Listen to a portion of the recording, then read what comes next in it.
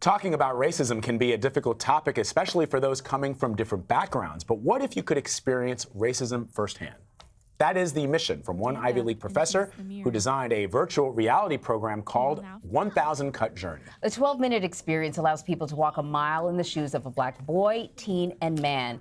The more time that the viewer spends in virtual reality, the more intense the experience becomes.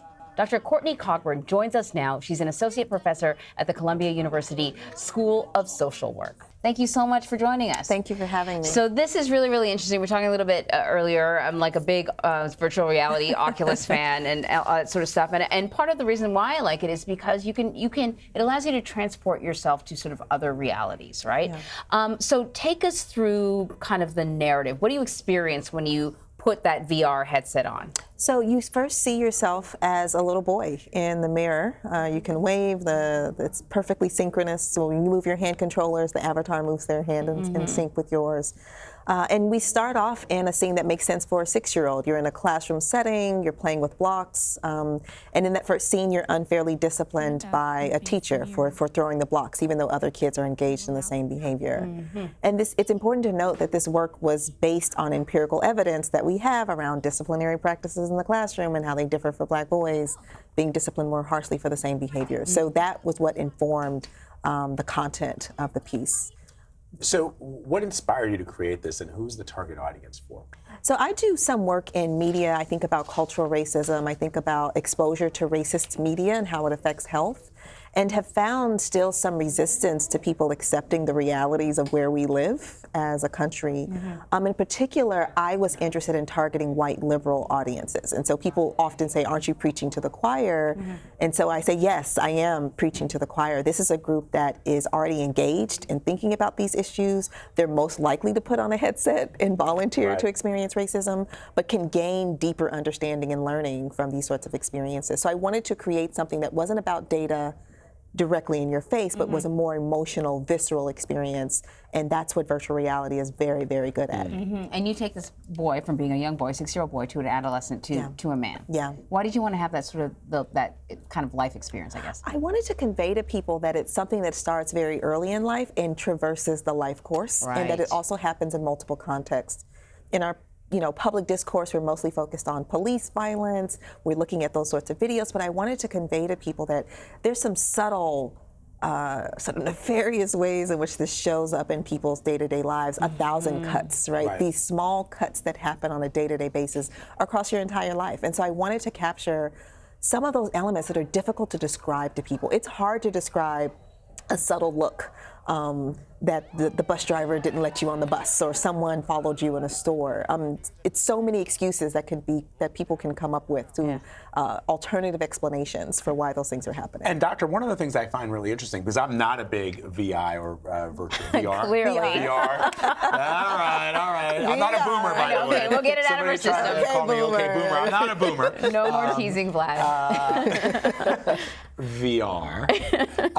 But I also remark that the civil rights movement, for example, just to use an example of where media was able to change people's perceptions about what was happening in this country, was a very powerful tool. And images of dogs and fire hoses being turned on American citizens in the South all of a sudden gave people in other parts of the country a real insight into what was happening.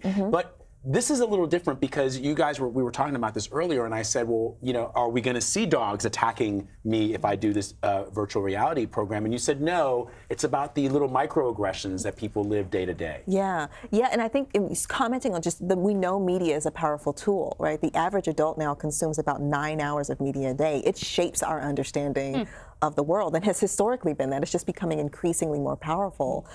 Virtual reality is another form of media, another way to engage. And the civil rights movement, that coverage that was on the news, motivated an entire part of the country to go down south and start marching and start fighting because they didn't know what was going on. It's a similar idea. Do you really understand what's going on? It's not just being called a name. It's not just encounters with the police. It's much more pervasive than that in terms of it's really built into the social fabric of our country. And I thought it was interesting in reading about this, that, you know, virtual reality has come a long way, but it's not perfect. Yeah. So there is a little bit of sort of an odd feeling about it, but that actually kind of enhanced what you were going for the people who have experienced this, that this kind of feeling of alienation, whether it was purposeful or not, is how people feel when they put the headset on. It is, and that's the absence of something is really difficult to do. Right? Someone yelling at you is one thing, dogs is one thing. Feeling dismissed and ignored and undervalued is something that's very difficult to capture. And we have, in the final scene, you're in a workplace setting. You hand in a resume, you can see that you're a Yale graduate, you're waiting to be interviewed. The interviewer goes directly to the white candidate and says, "You must be our candidate from Yale, we're so excited to meet you," completely ignoring your presence. And it's not until he's corrected by the secretary that he turns and acknowledges your presence for the first time. That feeling of being just, you're clearly the candidate they're most excited to meet, but he doesn't even acknowledge you exist. Until he's forced to turn your direction. So trying to capture some of that is part of what VR is so very good at doing. Yeah, because part of it is like, you know, it's not realistic. It's sort of, but not. And so you always feel just a little off base with VR. But that's exactly what you're trying to nail, that kind of off-base feeling. That feeling of like, did this just really happen? Did it Is this world what I'm living right now? You know, because you often find yourself asking yourself, like, is this me? Yeah, and in the real world, you, just like perhaps in the virtual world, you don't really know. You don't want to seem like you're too sensitive. But on the other hand, you know, did you just see that? Yeah. Or is it me? So like, true. I don't know. So what has been the reaction from people who've actually tried it? You know, it's been striking, and I think the timing of the piece is important. So we premiered this at the Tribeca Film Festival in 2018. Our socio-political climate at that time, I think, was more open to talking about and thinking about these issues. And I think it's been very, very positive. So no one's come out of the headset saying, I know exactly what it's like to be a black man. No, you don't. You don't know what that's like. But really sort of connecting with, I've been talking and thinking about these issues for a long time.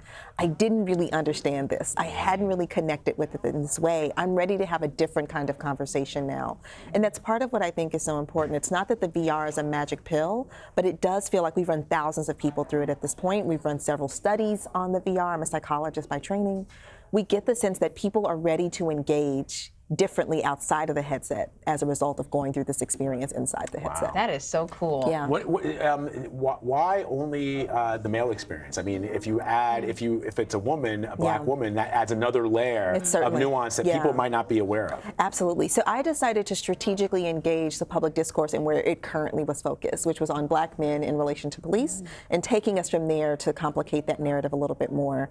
But it's not the type of thing where I would just swap out a female avatar, because my experience with the police wouldn't happen in the same way. My experience in the classroom may not play out in the same way. So it's not an easy swap. So it's difficult to develop these pieces, so we decided to focus on the black male experience first. So what's your ideal sort of future for this? Where do you want to see people experiencing this? Yeah, so we're already exploring ways to use this in diversity equity training with major corporations, particularly targeting senior leadership, using it in classrooms. I'm trying to build relationships with museums. So really trying to think about this as an educational tool. What types of spaces can have rich conversations after people come out of the headset are the perfect environments for an experience like this. Have you attempted to use this with your students at Columbia? I have. So we've integrated it into a course that I helped design at our school that focuses on racism, oppression, and privilege.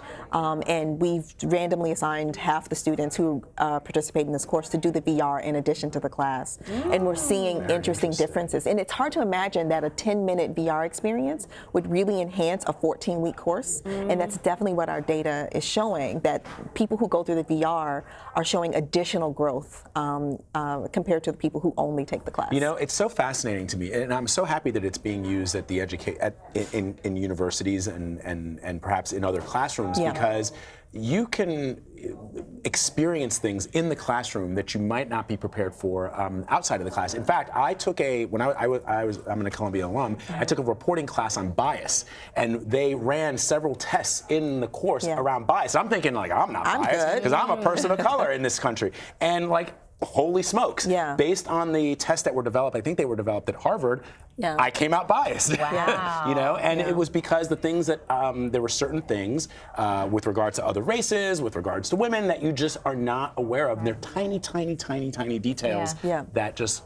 you may not be cognizant. And in the classroom setting, you can have that conversation. You can have that conversation. Yeah, we're all breathing the same air, right? We're getting the same kinds of messages. And as we've consciously and actively engaged those messages, we're sort of passively being informed by them. And it's so important when we talk about bias that we not focus only at the individual level. You have a little bit of bias, you have a little bit of bias.